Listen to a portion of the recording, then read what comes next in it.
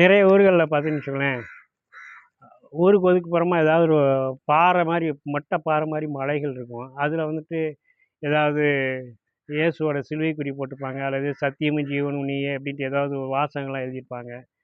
இதெல்லாம் நம்ம ரெகுலராக பார்க்கலாம். அதாவது ஒரு மத பிரச்சாரம் மாதிரி பண்ணியிருப்பாங்க. நான் அதே மாதிரி ஒரே மலையில் வந்துட்டு ச சர்ச்சும் இருக்கும். அதே மாதிரி ஏதாவது ஒரு பெருமாள் கோயிலும் இருக்கும். இந்த மாதிரிலாம் பார்த்துருக்கோம். அந்த மாதிரி ஒரு மலைகளை கடந்து வரும்போது எனக்குள் தோன்றிய ஒரு கற்பனையிலிருந்து இன்றைய காலத்து அரசியலை கலந்து எழுதிய ஒரு கவிதை.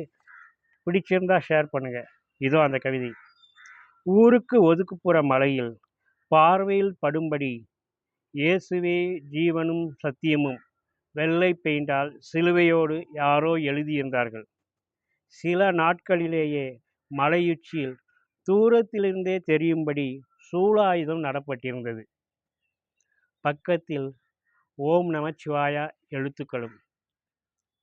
பிரச்சனை எழுந்து பஞ்சாயத்தாகி முட்டிக்கொண்டது எம்எல்ஏ முன்னிலையில்.